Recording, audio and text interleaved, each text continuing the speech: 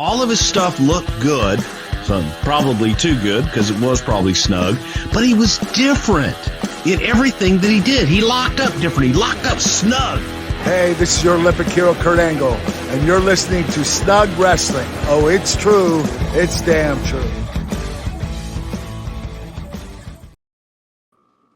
Hello, everyone. Welcome to Snug Wrestling. I am Edgar. I'm your host. Mike the Omega back on the show with us today. Thanks for being here. We were having a pretty good conversation before this, and I'm like, man, we should be recording all of this. We were talking about some of the changes that we could be seeing now that Vince McMahon is out of the WWE, like potential names that aren't in the Hall of Fame being added to the Hall of Fame. And, you know, people like Pat Patterson, and also a lot of people might be coming back to the WWE. It seems like there was reports of Jesse Ventura coming back. So that's where we're at right now. We have a lot of interesting topics to go over, and Mike the Omega is going to give us his take on some of the things that are happening in wrestling. Welcome to the show. Welcome back, Mike. How you doing? I'm doing great. Thanks for having me back on. Oh man, it's a pleasure. Every time I can steal you away from your busy schedule to be on the show. So I appreciate you coming back. So you were just telling me about some of the documentaries that you see, but not the ones that are like on the big channels. There's some that you go, some good ones that you find on YouTube. So I want to pick up the conversation there. There was one that you just saw recently about Pat Patterson, right? Yeah, the one about Pat Patterson, and I was like, oh, I totally forgot about this guy. Yeah. Mm-hmm. And then hearing some of the things, because what's been the buzzword of the year with wrestling? Scandals. Mm. That's basically like been the hot button topic ever since the start of the year. And Pat Patterson is like not one of those ones that are, shy away from that. Like they're not new to that dance right there. And he passed away in 2020, so I don't want to go too far into that and everything. Yeah, he's gone, but it was just basically about all the abuse going on in the 80s and stuff, and how Vince turned his head and ignored it. How Dutch Mantel, same thing. That's the guy who was Zeb Coulter in the WWE. Yeah.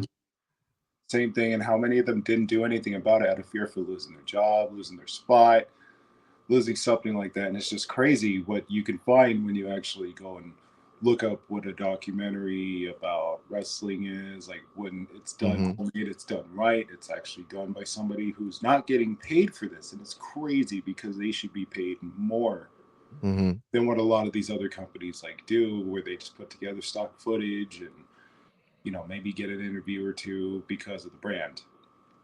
Yeah, and I feel like have we seen like a documentary that covers that, like on, for example, Vice or like on TV? I don't think we have, at least not one that I know of. Well, I don't think it's going to get there yet. I mean, they just released Quiet on the Set for Nickelodeon, and that was a crazy series right there altogether. But I know that they weren't giving out all the stuff on that. So if you did get something like that, it would probably be on Vice eventually. But the crazy part is, like, one of the people involved in that, like, as a victim, he's actually an Orton, believe it or not. And it's crazy. And Orton, huh? Yeah, his name is Scott Orton. If I get his name right, yeah, Scott Orton. And any relation to like the Orton family in wrestling? He looks just like Bob. Oh, okay. He looks like so. It's like one of those things that's like probably like an outside child type thing. I don't know. Okay. That, but yeah, I mean, there's a lot of stuff to watch, and this is literally one of the greatest years of wrestling, because what happened all of a sudden, ever since Royal Rumble, it's just things have been going crazy on screen, off screen. Vince is gone. And as much as people want to respect him for, creating this and everything, we also have to look at the other part of it where we're like, okay, well, he wasn't the best guy around, because imagine this, a lot of the wrestlers that we loved growing up in the 90s and Mm-hmm. 2000s, and then you look back at it and you go, wow, Vince really did treat them like shit. Yeah. And Vince also too, man, his time was long overdue. Like he overwelcomed or he overstayed his welcome in, in wrestling after a certain period of time, like after like 2009 or 10, I want to say. That's when, well, maybe before that, shit started going downhill. And it was like, man, he just needs to go away. He needs to step back. And he just refused to do it. Now we're seeing the differences that he has stepped back and he left. Well, not by any choice of his, but it's just the product is just so much so more refreshing now. Yeah, I mean, you got some better booking and whatnot, and then you have storylines that are actually going to play out. It's not hotshot booking. It's not fan service too much. And I know we want to see somebody as champion. We want to go into someone's comment section. We want to go yell about it. We want to go shout from the top of the hill or top of the mountain. Hey, this person should be champion. This person should be champion. Well, hold on a sec. We should wait a little bit. I mean, Yeah. if we want to be real, I think Ric Flair. I said this last time. Ric Flair's record needs to be broken. Mm-hmm.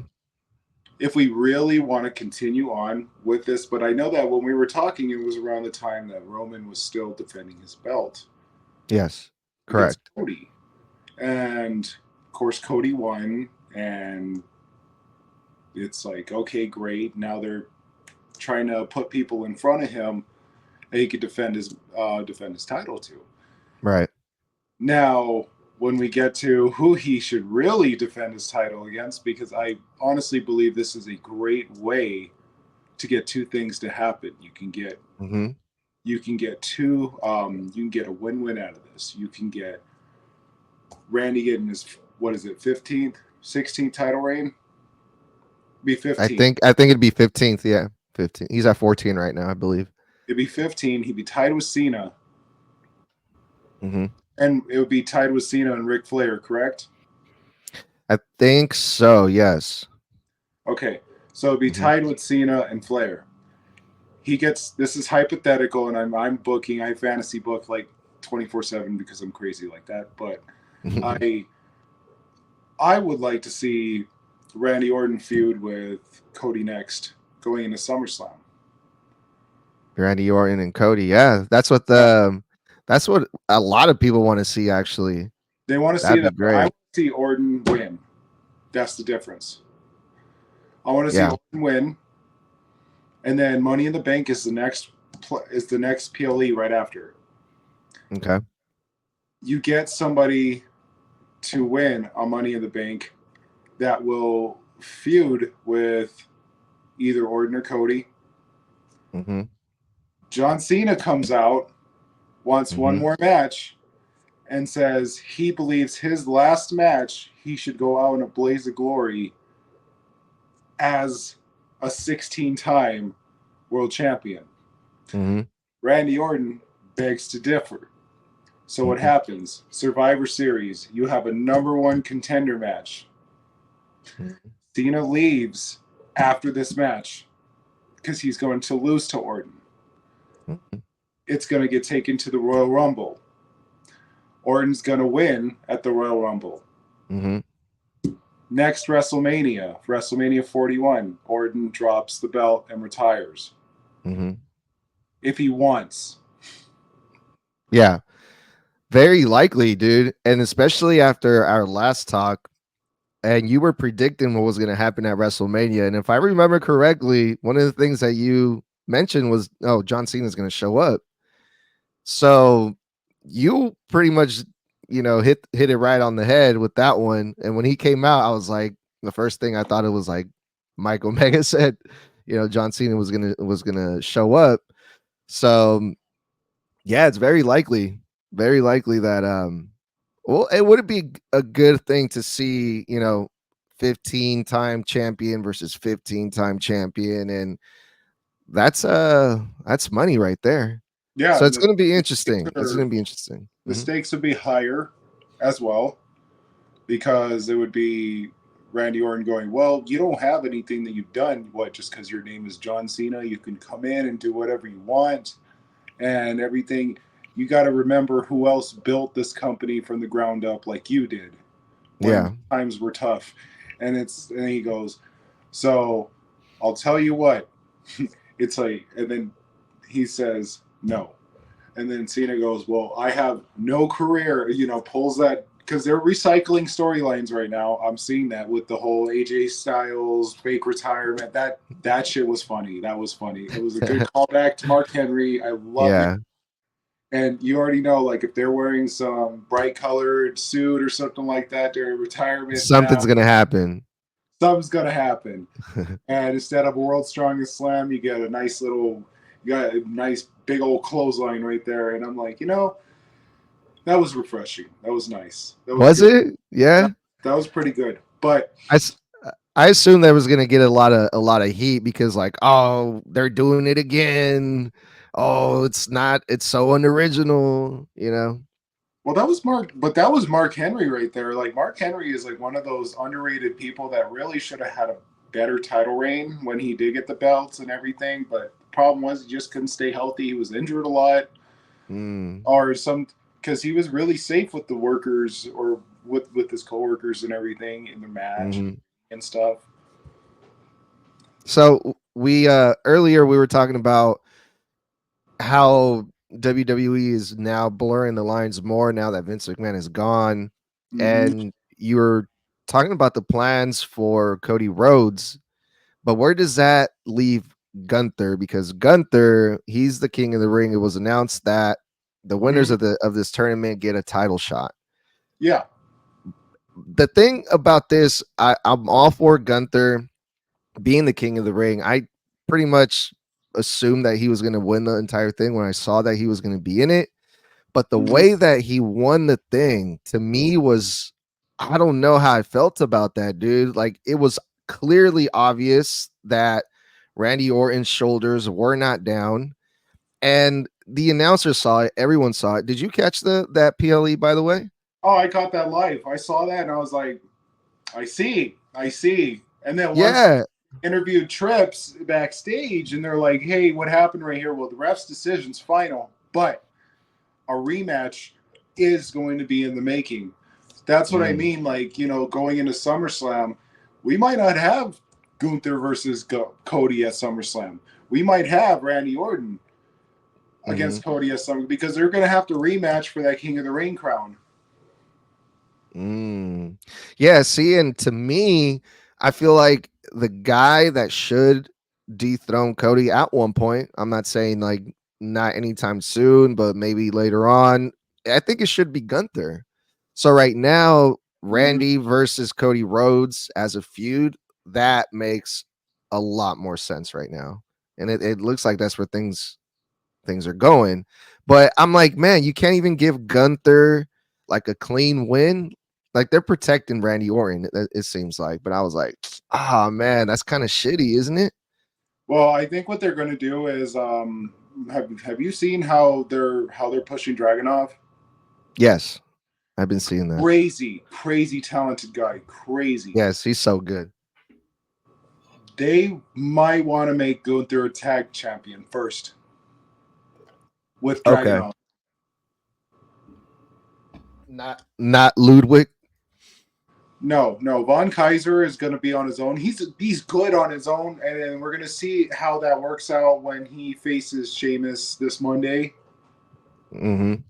This, like, tomorrow when he faces Sheamus, like, I think this is going to be like probably a test run for him because Sheamus is really good with up and comers and stuff, and Ludwig he's good too. He's great good. He's He's really and everything, but they might want to drag this feud out maybe to Clash the Castle, see how he does. Maybe he's ready for singles because they already got rid of Giovanni, right? Yeah, and he just disappeared too. I don't know if he's probably gonna head back to NXT, but I'm like, I can see Ludwig standing out as a singles competitor, but Vinci, he was like, I don't know if he can stand on his own. Yeah. You're gonna edit this part out, yeah, if you could, because I'll be right back. You're good.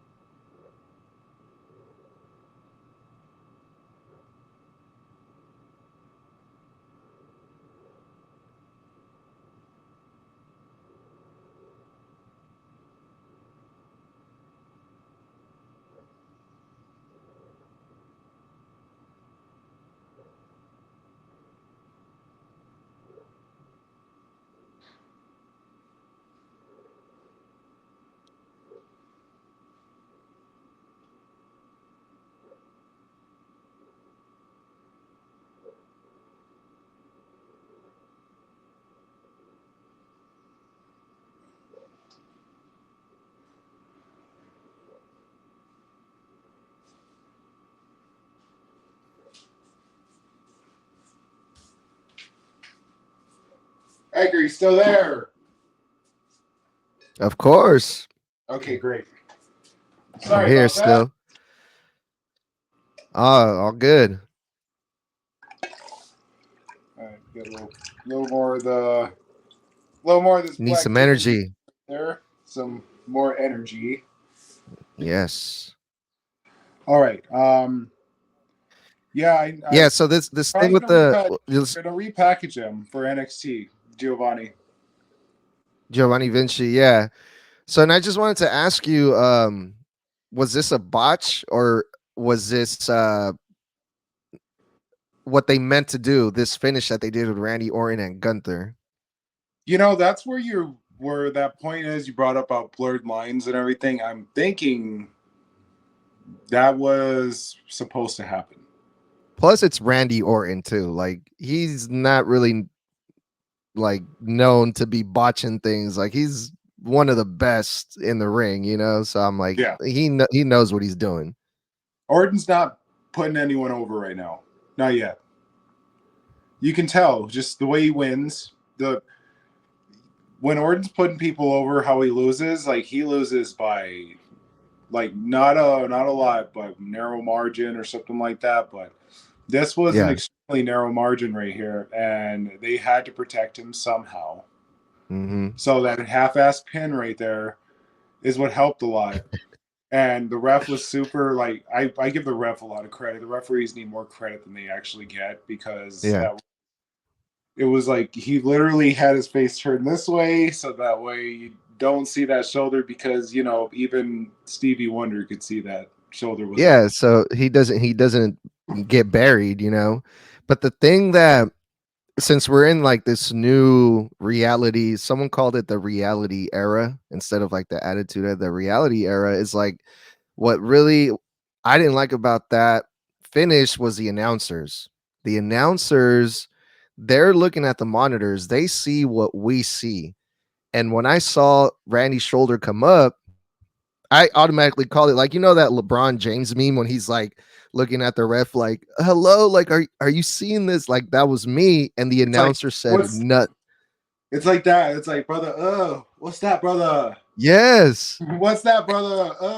Brother, I'm like, are you kidding? Like, I'm like looking around, like, did anyone see this? You know, and the announcer said nothing until they showed the replay. Corey Graves was like, wait a minute. And like, that was it. I'm like, why aren't they like saying, no, hold on, Randy's shoulder wasn't, you know, it wasn't on the mat, like they weren't pointing it out. And I'm just like, well, I don't know, maybe I'm just being picky, but in real sports the announcers call things when they see it, I feel like, and I think that's something that they should have done. But I don't know, do you remember, I mean, I play it back too. There's a lot of like angles and stuff that have happened like that. Like, let's go all the way back to WrestleMania 6. How did Warrior pin Hogan? Remember how he I did don't Hogan? even. I don't remember. No. Okay, so when Warrior got up from a leg drop, he Okay. kicked out 2. He pushes Hogan off. He gets Mm-hmm. Hogan, gets Hogan, press slams Mm-hmm. him, does a little Warrior splash. Okay. He's pinning Hogan. It's going 1, 2, and then as 3 hits, Hogan's kicking out. Yeah, we've seen that done a few times. Yeah. Yeah, that's the angle they're going for because that didn't kill Hogan's momentum as much as it was like pushing Warrior at the time. And Mm-hmm. then you go to another thing, Royal Rumble 97. Who won that one? Do you remember? Austin won that. 97. Okay. Okay. Literally put as if this is the cult classic of Royal Rumbles. It was so bad it's good. Mm-hmm. There were so many things wrong with it. There were so many things fun with it to the point Yeah. where you're on that cult classic status right there where if you watch this, you're probably not changing it. If you're new to wrestling and you Yeah. watch this, you're probably changing it. But Austin won by cheating. Mm-hmm. Brett threw him out. He sneaks right back in, sneaks right back in. He goes and eliminates Vader and Bret Hart Mm-hmm. and Undertaker. Yeah. He wins the Rumble. The next day, they're trying to strip him away of that Royal Rumble victory. I wish they never did this storyline right here, but this is the way they were going. Austin comes out and says, is there an instant replay rule in the WWE? Mm-hmm. I remember that question, and every time I see messed up pins or anything like that, they get that question. There is no instant replay rule in the WWE, or at the time it was WWF. Right. So Gunther won, but if it really is going for we're going to push Orton, they're going to give him that rematch, but they're probably going to do it at Clash. Yeah, that's what I was thinking too. It's gonna happen at Clash at the Champions. But doesn't that put like all those examples that you said are perfect examples to what we saw happen with Gunther and Randy Orton at King and Queen of the Ring? But doesn't that put heat on the company when they're just like, yeah, we all see it. Yeah, it was bullshit, but there's nothing we can do about it. See, purists want to see Gunther succeed. I'm hoping that, ever since he dropped the IC belt, first of all, he made the IC belt relevant again. Not Sammy, not anyone before. Who was the guy before Gunther that had the belt? You remember? I do not remember. Exactly. That's what No. I mean. Yeah. So I Gunther don't made remember. the IC belt relevant. How? He's an old school heel. And Yeah. no one's really the WWE is not going to draw any ire from doing this to Gunther. Gunther's a heel. Gunther's a guy you don't want to see. You will pay to watch this man lose. That's perfect heel work right there. So if he gets a reverse on, the fans who appreciate his talent and everything are going to be pissed, butthurt. You're still going to watch. Yeah. You're still going to watch. Yeah, I'm looking this up because it's bothering me that I don't remember who had it before. But yeah, no, I mean, I want to say it was Sami Zayn. I don't know. I'm having trouble finding it. I'm sure I'll find it in here in a bit. But so yeah, so Clash at the Champions. Gunther most likely is going to be facing Randy Orton again, hopefully, because that match at the PLE, their first match was really fucking good, and best match of the night. And Gunther won. He gets a title shot. Do you see him going for Cody, or do you see him going for the title on Monday night? He's beaten Drew already a couple times. Gotta remember that. So, because Drew's gonna get the belt, he's getting that drop to him in Scotland. There's no way he's losing again in that area. Oh, In that United Kingdom area, he is not losing again. Not like that. He's the main event against Damian Priest. I love the Judgment Day. I fell in love with them yeah, instantly, me too. ever since Yeah, it started it. And I'm like, unpopular opinion, I liked Edge in Judgment Day, but I know that he wasn't going to last very long because, Edge is too babyface. You can't make him a heel anymore. It's over. yeah. Like, that ship sailed. And you have the Judgment Day now. I marked out when he cashed in on Drew. When Yeah. Damian Priest cashed in on Drew, I marked out. I don't care. I'm gonna admit it. I was like, about time. It is about damn time. Senor Money Hey, in the nothing Bank. wrong with that, man. That was a great moment. But I think as much as I would like to see Drew McIntyre be champion, I think the Punk feud that they're trying to build is much bigger and way more important for Drew's career. So I'm gonna do my own fantasy booking here and tell me what you think about this. Damian Priest is going to retain with the help of CM Punk. It's a great path to go. It keeps the title safe. But my thing is, I don't think Priest should drop it anytime soon. I think Priest should go face, leave the Judgment Day.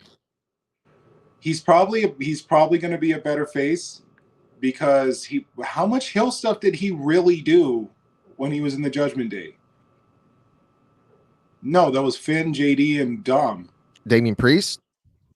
Yeah. Yeah. Like Mostly, Finn's going to challenge him next. And even now he's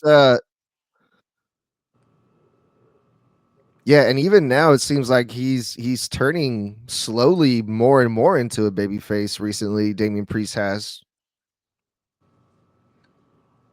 he? Or am I Well, he's or, not or am like I imagining things? he's going in a tweener status right now where he has the opportunity to do something with that. But when you have all this stuff going on, like maybe Liv's going to try and take over everything, and Priest is like, I'm not cool with that. And then they're going to be like, well, then you're out. And then maybe that's another one too. Maybe him That's and Rhea another are going to like just team up and that's it. Because, they're trying to bring a couple new titles in, right? They're trying to bring in the Women's Intercontinental title. They're trying to bring in the Mixed Tag title. Yeah. And that's another one that has gotten a lot more interesting. Before, I could not stand seeing Liv Morgan on my TV. I'm sorry. Not for me. I get why the fans like her. Me personally, not so much. But now she's like involved with the Judgment Day in some way or another. And it seems like anyone that you put with the Judgment Day now is like automatically over. Even JD Madonna, once he started getting involved with the Judgment Day, his matches were way more interesting. The same thing's happening with Liv Morgan now.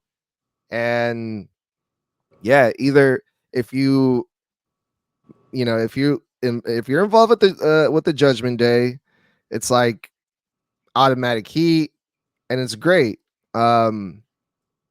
Also like Rey Mysterio. When I think of like one of the nicest guys in wrestling, I think of Mick Foley and Rey Mysterio.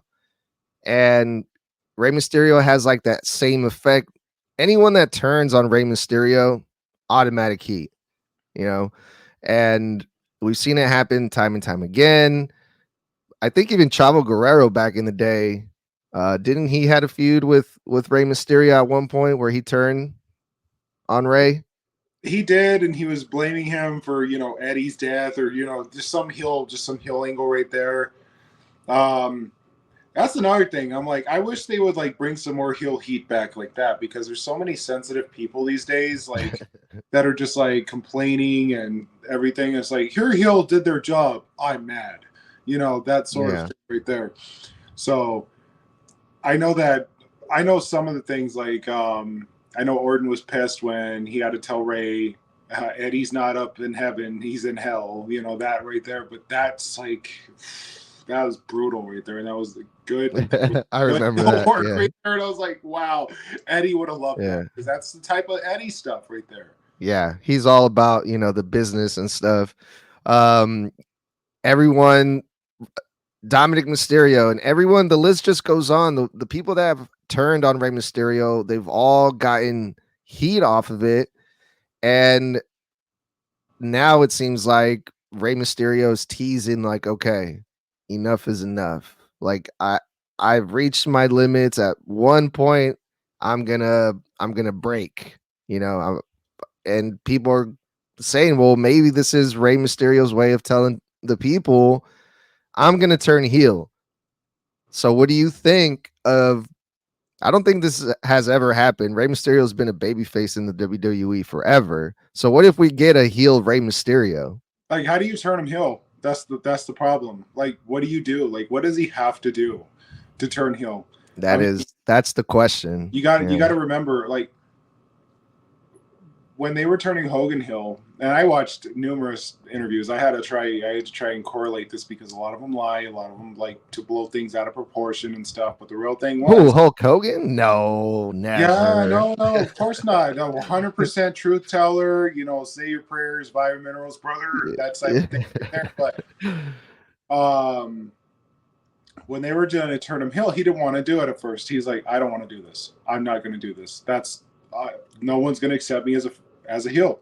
No one's going to accept me as this. No one's going to. And the way they built Nash and Hall up so much into thinking that they were trying to literally take over the WCW and they wanted to take wrestling away from all the fans, that pissed the fans off. And then they say we have a third man. Third man comes in and leg drops Savage, and the third man is Hogan. And whose side is he on? Yeah, that whole thing right there. You have to have a few things, like such as maybe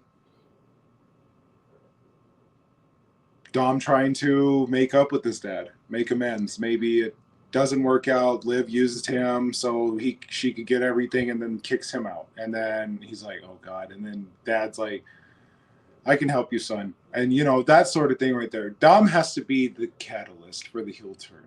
Yeah. And how do you do it? You run him over with Eddie's car? I don't know. It just all goes back to the Judgment Day again. The Judgment Day is like, they're so fucking big right now. It's crazy.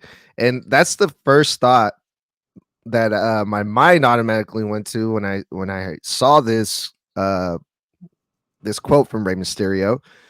He's probably gonna, join Dom, join the Judgment Day. But I don't even think that would work. No, it won't. It won't. It was like Edge starting Judgment Day. Mm-hmm. It's not going to work like that. The only other way, you could do it is you have to let some story. You have to let some story play out for a lot of people. But it's got to be like really dramatic, and it has to be it has to be like an out of nowhere thing. Like you have him turn on Dragon Lee. Dude, everyone's turned on Dragon Lee. Okay, I get it. All the way from back to NXT, everyone's turned on Dragon Lee. I'm like, no. It has to be on somebody that you would not expect. You would not expect Ray to do it. And I think it would be, maybe putting his son out or something. Like maybe Dom wants to spend some time with his wife, and you could just write him off with Ray doing some like obscene amounts of damage to him after he has that little momentary blink of wait, you're my dad still, the whole let's hug and everything, and let's get back together, let's make up, and then you got people still not convinced that Dom is like everything is gonna have opportunity after opportunity to turn on his dad again, but he's not gonna take it. And then what's gonna happen next is, I would say, do you remember? Did you get to see the Triple H Shawn Michaels feud of 2002, leading to SummerSlam? Yeah. Okay, so how did they do that? Well, Trips attacked Shawn Michaels. The surveillance camera footage was blurry, and then it took like a couple weeks, and then they finally got that whole thing cleared up. And then come to find out, it was you, Triple H. was huge. Yes.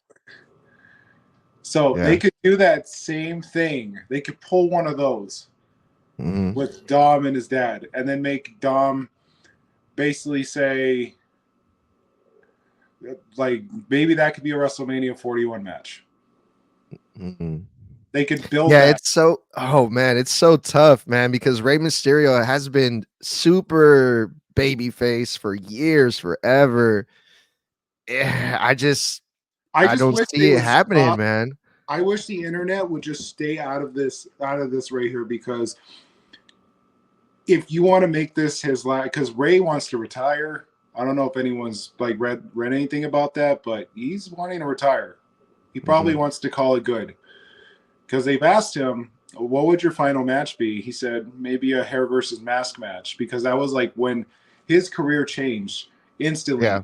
when he had that hair versus mask match um, in WCW against Kevin Nash. Mhm. That changed everything for him. Like, his career started going up, up, up, up, up when he was getting stale. Mhm. And they're in those fans' eyes. I always love Ray. I love Ray's matches all the way back from when I was a kid watching him on WCW. Yeah, So for sure.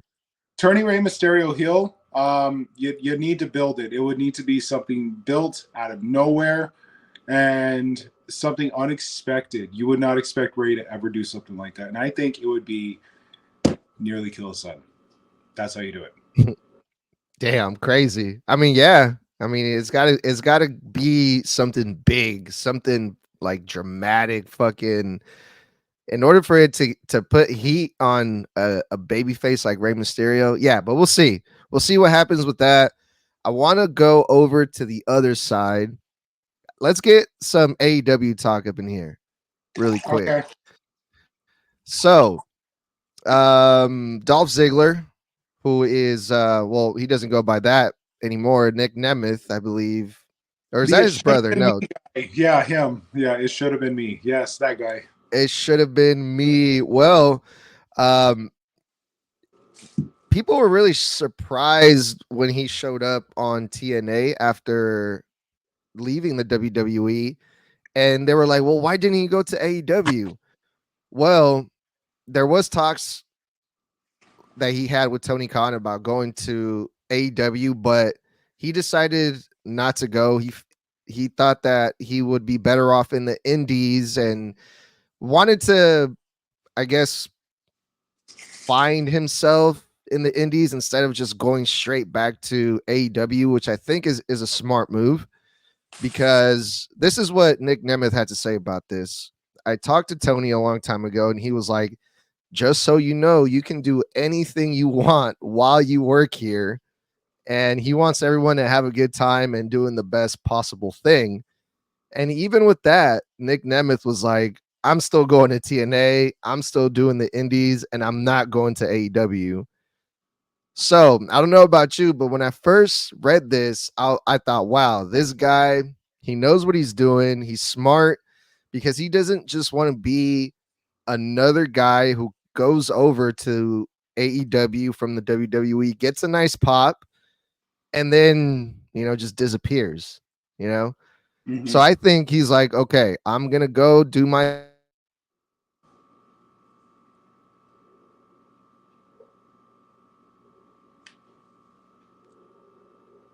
AEW.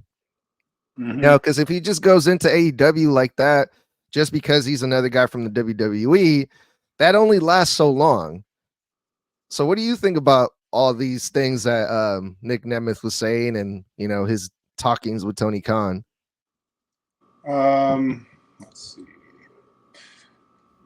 Edgar, one more time on this edit right here. I'll be right You're back. good. Yeah, yeah, yeah.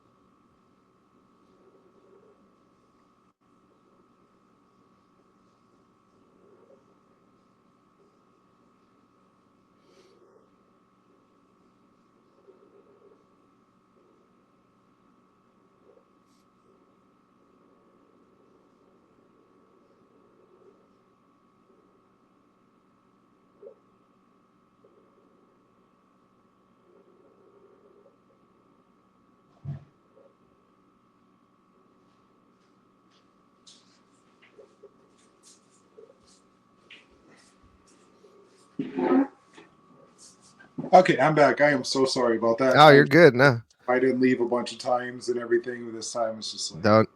No, it's all good. Don't even worry about it. all right. So as for Nick Nemeth, oh Ziggles. Okay.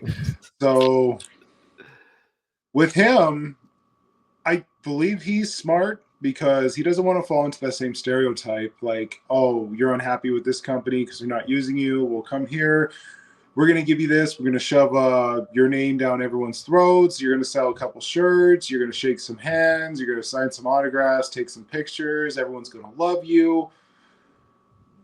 But probably in the back of the head, his head, he's like, for how long? Mm-hmm. For how long? It fizzles out.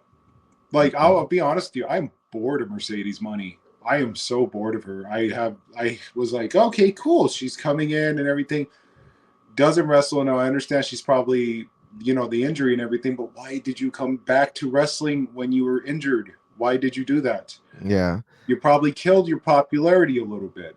Were you a fan of Sasha Banks? No, absolutely not. Yeah, me neither. I was a fan of Bayley. Mm.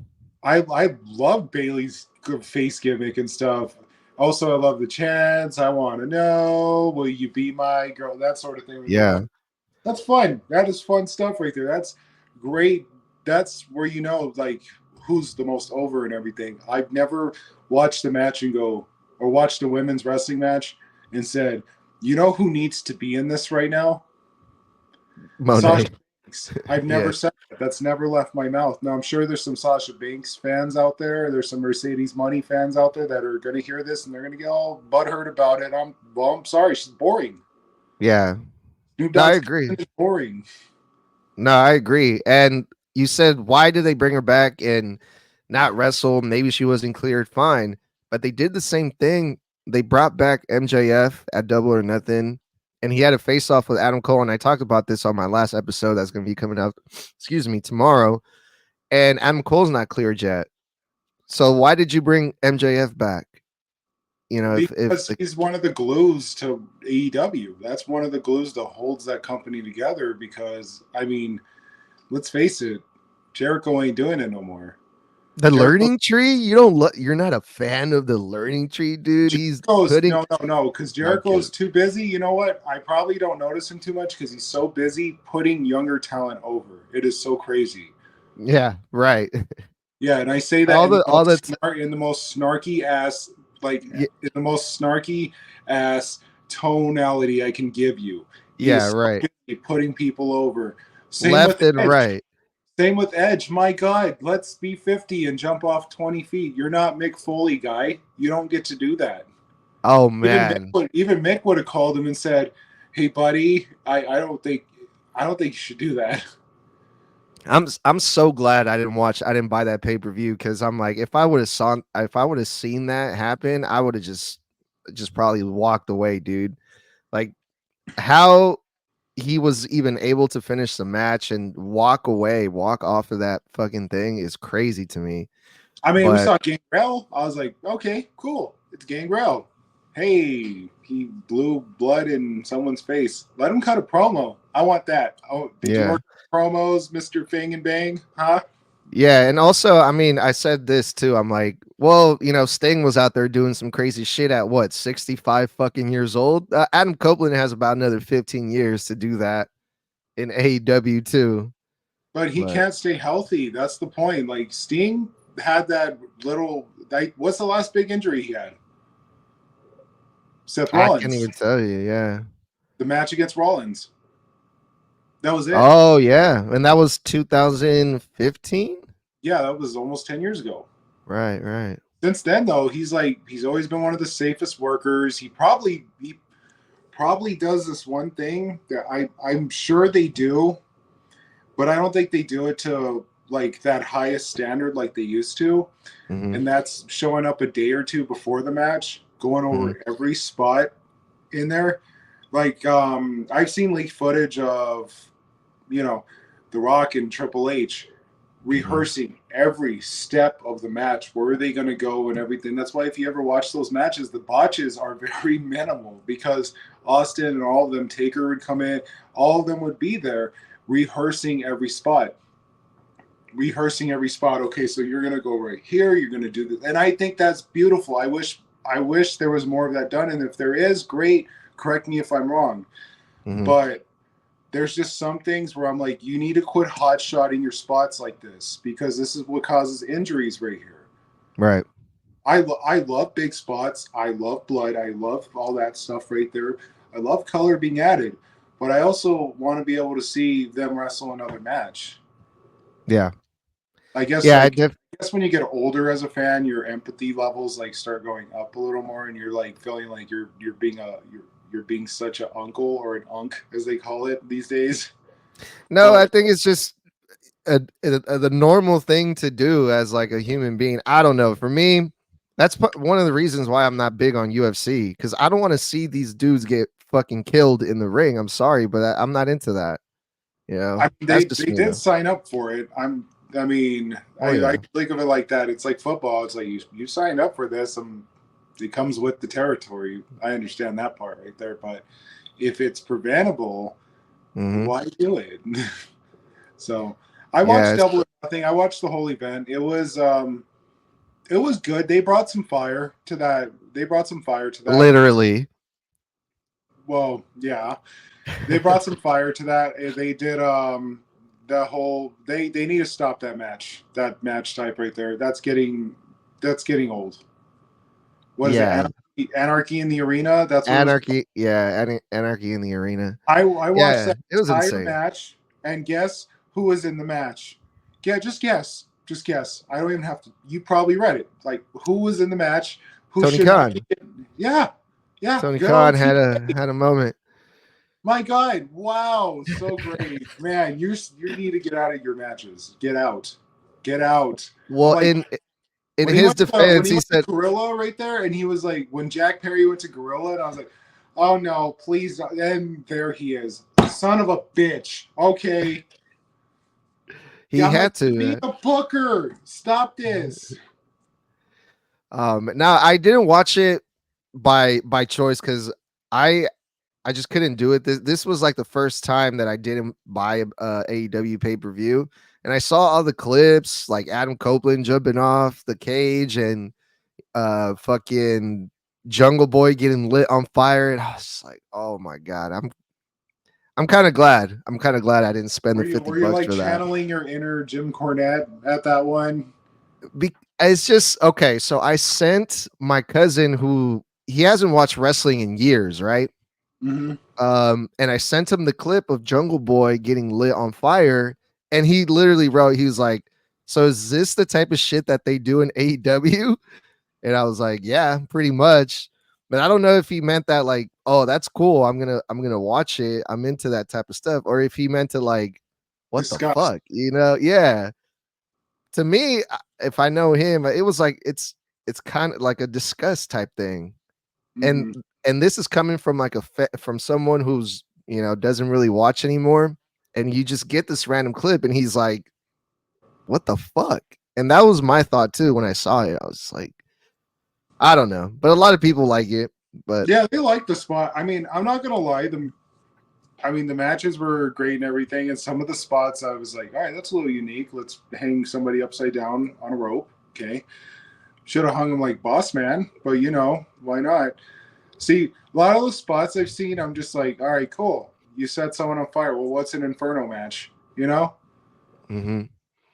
Yeah, and I was like, there's Kane literally being lit on fire, and then of course the Fiend Randy Orton match that was pre-taped, and in certain spots right there, you're just like, oh, okay, yeah, no, this is COVID time. So COVID time.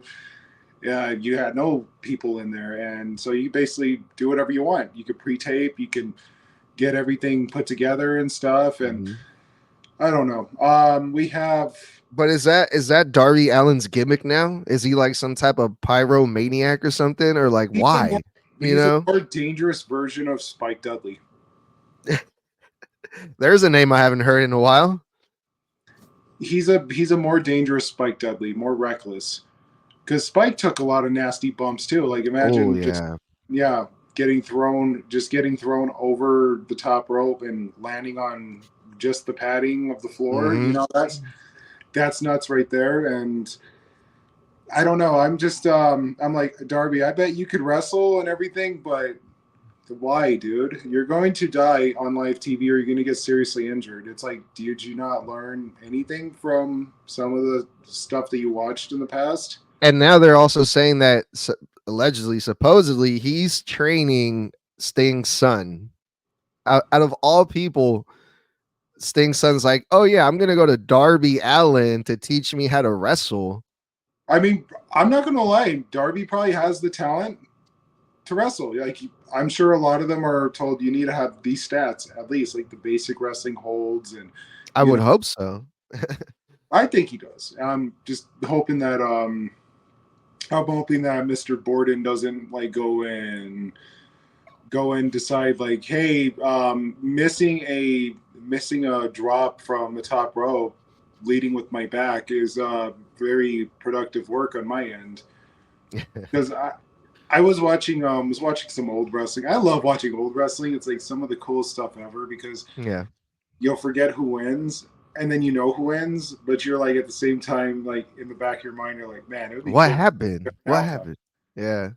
Like I was watching Rick Rude against Sting. I mean, speaking of Sting, Rick Rude against Sting, and that was like awful because I think it was in Japan, and there was this nasty barrier right here behind, like in front of the railing, and Sting hits Rick Rude off the apron, and Rude drops back first onto this steel barrier, and that immediately destroyed his career right there. Like if he never destroyed his back that way, he'd probably still be around. Because what events led up to it is what's crazy. He couldn't perform anymore, and then he tried to come back, and then he died from that heart attack. Yeah. And it was just it's tragic right there. But anyways, we're as for Double or Nothing, it was a decent event. Would I watch it again? I don't remember half of it, to be honest with you, but it was pretty good. I mean, had me watching for more than a couple hours. It wasn't skimming through. I wasn't getting on my phone or nothing, and I was just like, okay, cool, awesome. Yeah. And then I watched Raw, and I was like, man, that Raw was a banger, bro. No, I missed that one, dude. I haven't been able to keep up. But yeah, wrestling has been crazy from both sides. I'm not just gonna say WWE, AEW, with Swerve being champion and all that. MJF is back. Hopefully we get some good stuff from AEW as well. But yeah, now I just want to get your take on what Nick Nemeth had to say. That guy, he's one guy that I would like to see in AEW. I think he could bring a lot there, but he's already 45 years old. Nick Nemeth is. I haven't seen also, like his passion is not wrestling. His passion is entertaining. Because what does he do on the side of wrestling? Stand up comedy, right? Yeah, he does comedy. Let's take another wrestler for example. Remember Sid Vicious? Yeah, Psycho Sid. Okay, so wrestling wasn't his passion. Guy baseball, no? He loves softball. Yeah. And he actually coaches a softball team last they checked in on him and everything down in Arkansas. And it's so crazy because that's his passion right there. He just likes softball, and wrestling was just a job. I think wrestling is just a job for Nick, and he wants a little bit more, he'll get his spotlight, but at the same time, he won't have to do the scheduling. Like he could still do stand-up, and then he can go wrestle a show later on, or he can go into this event because booking fees are actually probably paying him more than staying on a contract. Yeah, and another thing too that I saw recently was Matt Hardy. He came out and he said that he's not sure if he's going to renew his contract with AEW, or he decided that he's not going to, because they're like, okay, AEW offered me good money but less dates, and Matt Hardy was like, I want to work. Basically, he was like, I just don't want to be there to just do like a few dates, maybe put some people over. He's like, if I'm going to renew my contract, like I want to do my part. I want to be involved in something. I want to help build talent, help the younger guys. Like, so when he got the dates, there were very, very few dates, and he was like, nah, I'm good. So that's another thing too that kind of works both ways. Nick Nemeth probably he sees the type of shit that's happening in AEW where these guys kind of show up and then they disappear, and he's like, nah, I'm good. Right. So, I mean, if you see, there's a couple people that are on the fence with AEW or WWE, and some of them I would run and see as maybe trainers. I would love to see Matt Hardy as a trainer. He would be a great trainer. Like, he could actually get the best talent up and running and stuff. I just think when they get up there in age, it's like they're probably starting to keep that in consideration. Like, I can do this. I could do this big old glorified near fall spot fest, or I can go and have, a series of matches, get paid, and then decide what I want to do after that. Yeah. Like, look at Matt Cardona. Matt Cardona ain't signing nobody. Right. He just goes and wherever he's booked. And yeah, he's doing good for himself too. Anybody listening that doesn't know who Matt Cardona is, which would be surprising, that's Zack Ryder. Mm-hmm. And even Zack Ryder may make a comeback one of these days. Yeah, but I think, and this is another thing too that we've talked about on the show before. If he comes back to WWE, it would be as Matt Cardona most likely, because I feel like that Zack Ryder character, that's not him anymore. Like, he's been doing so good in the independent scene that he kind of has to keep that name, doesn't he? Maybe Matt Cardona. He kills the gimmick on air. Or that, yeah. Like remember what LA Knight did to Max, or he was Max Dupree. Mm-hmm. Yeah. Mm-hmm. What did he do to that gimmick? Like, he just showed up the next day and said, all right, I'm LA Knight now. Yeah. Right. Yeah. Also, what was that guy? Man, I can't remember his fucking. He was in AEW. First, he was on NXT, the number 10. He do his 10 thing. Yeah. I think he was like Dillinger in NXT at first. Went to AEW and he kept his name in AEW. And then now he's back in NXT, but he kept his name from AEW. You know what I'm talking about? Dillinger. Can't remember his name off the top of my head. I don't feel like looking it up. You mean Ty Dillinger? Ty Dillinger. He was Ty Dillinger in NXT. He went to AEW. Ethan Page or something like that? No, that's someone else. Ethan Page is now on NXT too. See, they're going back and forth so much. I just wish they wouldn't do the name changes, though. It's like some of them you're just like, I'm also going to notice that now that Vince is gone, they're probably going to stop copywriting people's names so much. Yeah. Because Vince wanted to own your name. That's what his whole thing was. Like, I own your gimmick. I own your name. You can't take it with you. Maybe that'll get lifted a little bit. And then I am so excited that they're working together with TNA. If they're working together with TNA, I wouldn't be surprised to see Nick Nemeth show up at a Forbidden Door-like event with TNA WWE. Yeah, that's interesting because not only Nick Nemeth, but Mustafa Ali. Mustafa Ali is out there. Yeah. So many names. And also so many people that are in WWE that used to be in TNA. So it's definitely a crazy time to have that collaboration with TNA and WWE. Crazy. I mean, it reminds me of back then when they had the Japan wrestling with them in the 90s, and they had AAA working with them in the 90s as well. Like, that's why you got to see Mel Mascaris, and you got to see Minimax. You got to see a few of those people that were from the AAA scene showing up to wrestle there. So I think they have probably that same agreement with TNA, or they just secretly own TNA like they did ECW before they bought it. That's a good point. Damn, I completely went blank of what I was gonna say. But yeah, oh yes. So we were talking about things that would be changing now that, Vince McMahon is gone. Lots of things are changing. The other thing, a lot more wrestlers are getting indie dates in the WWE. So we saw Shayna Baszler do the GCW thing, and I don't know if you heard about this yet.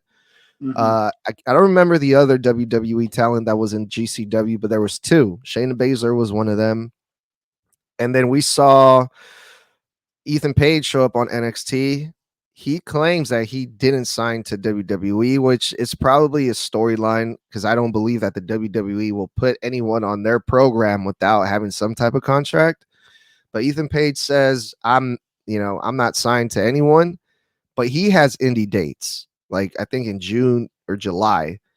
Mm-hmm. And then I saw Lexus King. He got booked for an independent show in June 8th. So like next weekend, I believe. So that's crazy to me that the WWE talent are they're allowing them to work outside of the WWE, which is that's pretty awesome. Yeah, I'm believing they're probably putting. I wonder if they're putting a clause on people where it's like, all right, you can do this, but you cannot be champion. Yeah, you can't take my belts over there. Yeah, you can't be taking the belts over there. You want to bring your belts over here, you're more than welcome to. Because I think I saw little signs of that, like when they had Mickey James show up with the TNA champion, with the Knockouts champion. And Yeah, I was like, excuse me. And then here comes Jordan yeah. Grace. Like, excuse me. I'm like, and now you're seeing people show up and they're doing these type of bookings and everything. And I'm thinking, man, there's going to be some cool shows like right there. Like maybe they're going to take their own little Forbidden Door. Well, my question is, what would you call it? Like, you can't call it Forbidden Door because AEW did it first.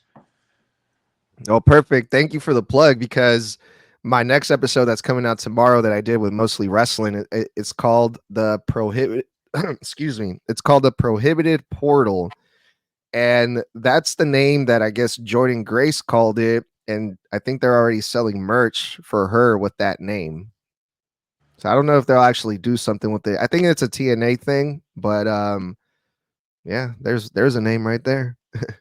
They can call it the Wrestle Portal or something like that. I don't know. Like it's something. I don't want to make it sound like it's like some convention or where you're going to go meet a bunch of wrestlers. It's like no, that's not how that works with her. It's going to be probably, maybe they could do WWE versus bragging rights.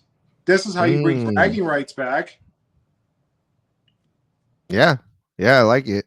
Yeah, I think that's one of those I would bring bragging rights back, but except you have wrestlers from other organizations come in and wrestle. You don't use brands. You got your own brand stuff, and then you can have the Survivor Series matches. Traditional ones need to come back. They need to come back. No more War Games. No more. Yeah, and I think those names, like the thing that Jordan Grace did, like calling it the prohibited portal, I think it's just like to make fun of those types of things, like Forbidden Door, and like it's silly, but I thought that was really interesting. But somehow we were talking about AEW, and then we went back to WWE. So I want to take it back to AEW if it's all right with you. Yeah, I found here a list of best current AEW male wrestlers. This is according to the Sportster. Okay, so the list that we're about to read right now, this is not a list made by Snug Wrestling or Mike. This is from the Sportster people. So before you guys start going crazy on me, start going in on me, full disclosure. All right. So I'm going to read these off in order. And because I thought some of the names, yes, but I can't help but cringe at the very first name that's at the top of the list as a current AEW male wrestler. Keyword current. The first name on the list, Hangman Adam Page. He remains at the top of the card. First of all, why? Because hold on. he's I'm having some sound issues. Mhm.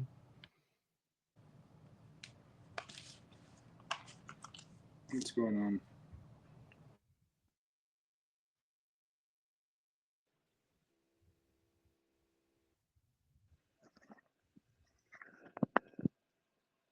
Let's see. Can you hear me? Yeah, You can hear me.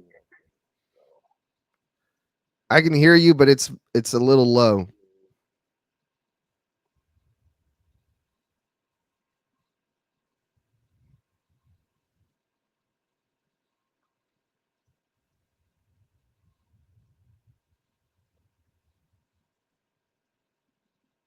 You can hear me, but I can't hear you.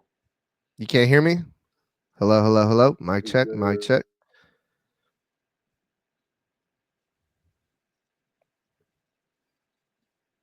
How about now?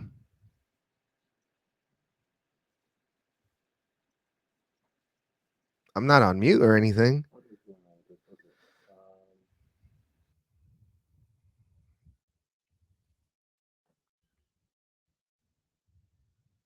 All right, looks like Mike is having some technical difficulties. Let's see if we can get him back here on the live somehow.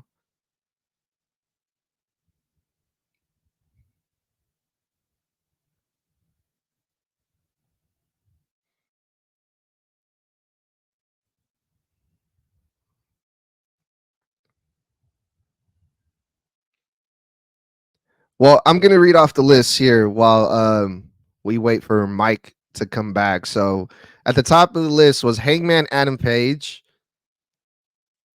Konosuke Takeshita, FTR as a whole, the scapegoat Jack Perry, Adam Cole, Orange Cassidy, Eddie Kingston, Kenny Omega, Samoa Joe, Christian Cage, Adam Copeland, and MJF.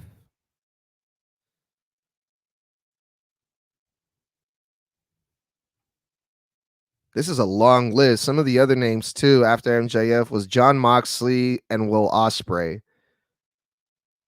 So out of all those names, Hangman Adam Page. Oh, Mike, you're back. Can you hear me? Yeah, I can hear you.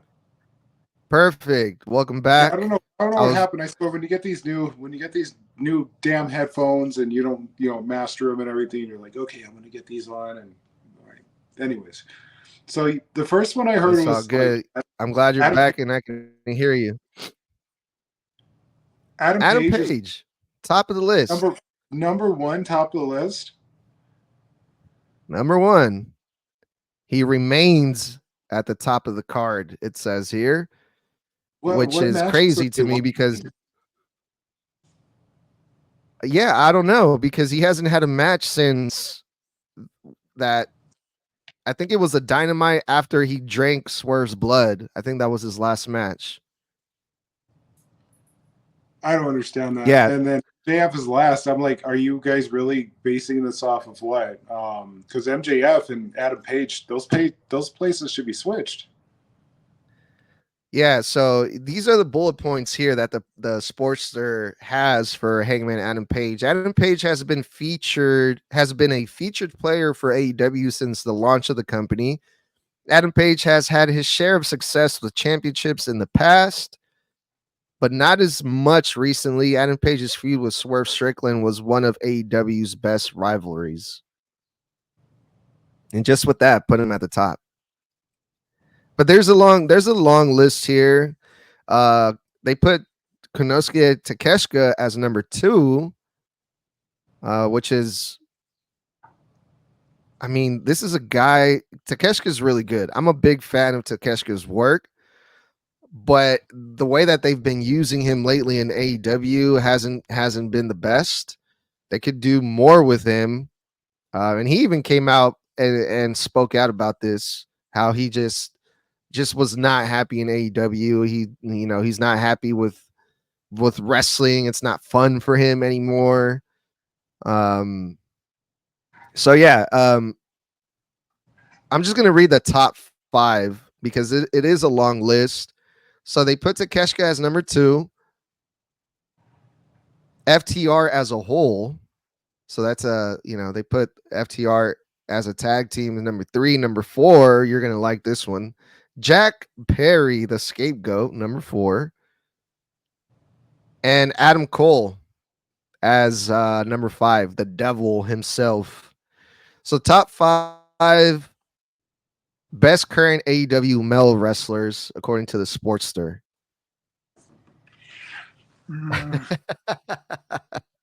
That's insane, isn't it? So, fantasy book here with me something. If you were a hardcore AEW fan and you were like top 5 best wrestlers in AEW, or how about let's do top 3? Top 3. Let's see, top 3. You have to look at everything. Like, do they work? Can they work a crowd? Do they have that ability right there? MJF is automatically number 1. Yeah. That's literally that's the hottest wrestler in the game still. Like they literally turned it into a fucking storyline for like 6 months if he was even going to resign to AEW. Mm-hmm. What is that? He's definitely the golden goose of AEW for sure. That's gold right there. I'd put him as number 1. And then for number 2,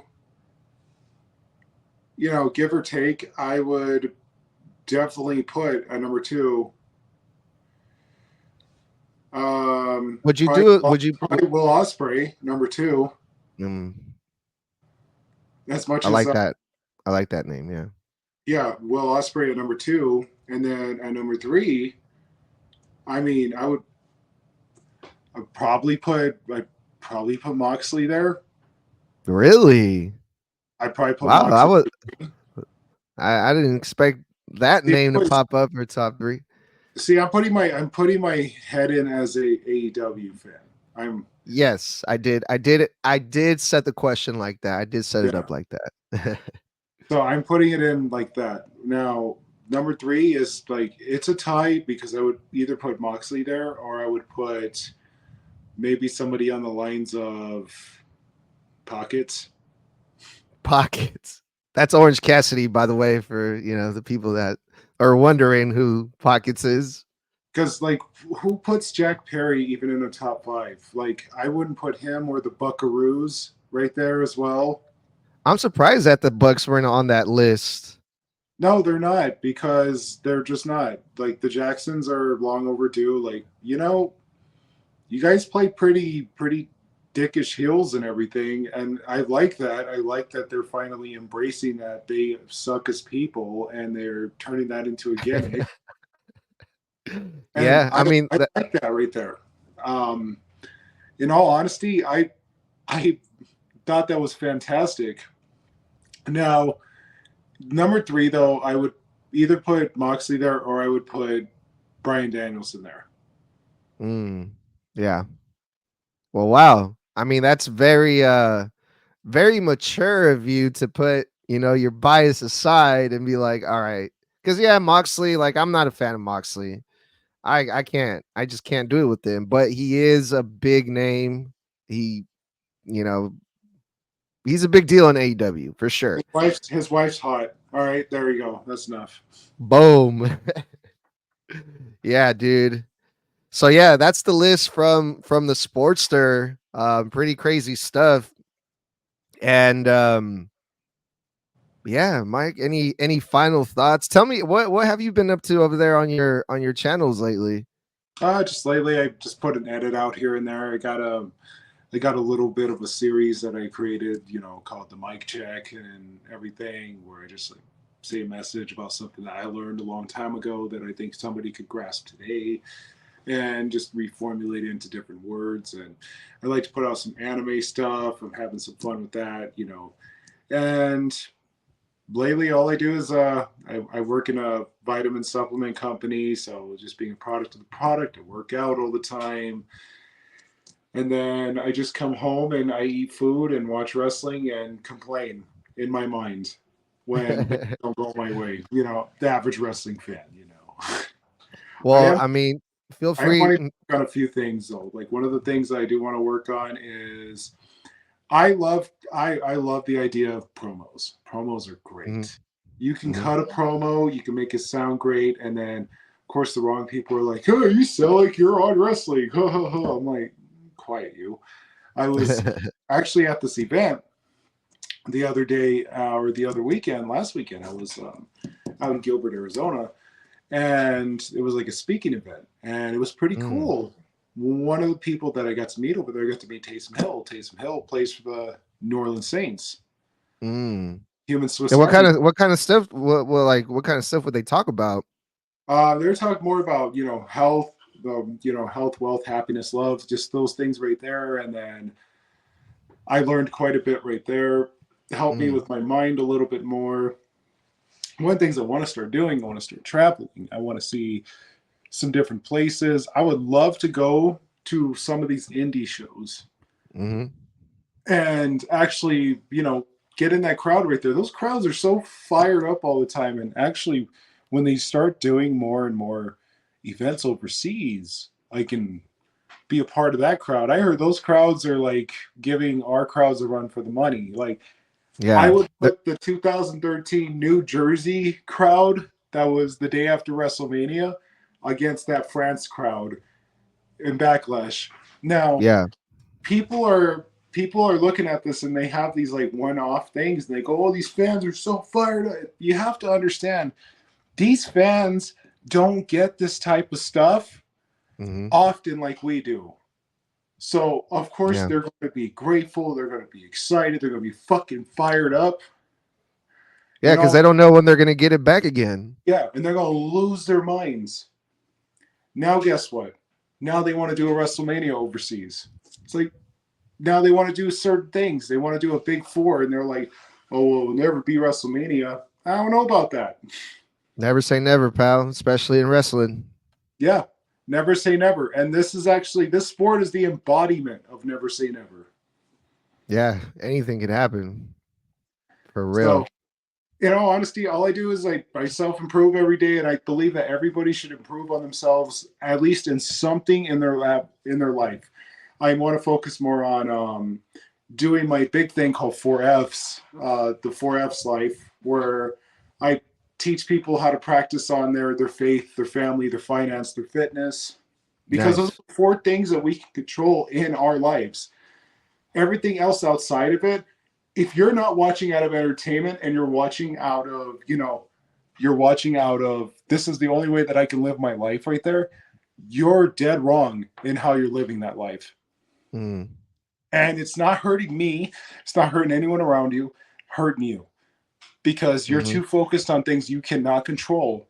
But if you focus on those 4Fs, you're in more control than you think. Your faith, what you believe in, your family, Mhm. who you keep around you, who you stay around, your Mhm. finance, what you make your money, save your money, you know, how you make your money. All those Mhm. things right there. Your fitness, working out, taking care of yourself, putting the right things in your body, putting the right things in your mind, Mhm. doing those things on a consistent basis, that provides that longevity right there. Mhm. That's all I've been focused on. Really, I'm fired up. It's a great month, great year, Mhm. Mhm. halfway through. Yeah, already flew by just like that.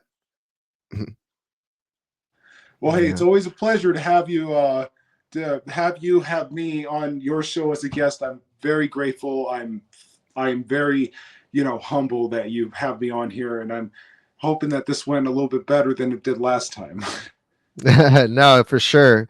No, man, thank you. You're always welcome. Um, we'll do this again soon. It was great catching up with you.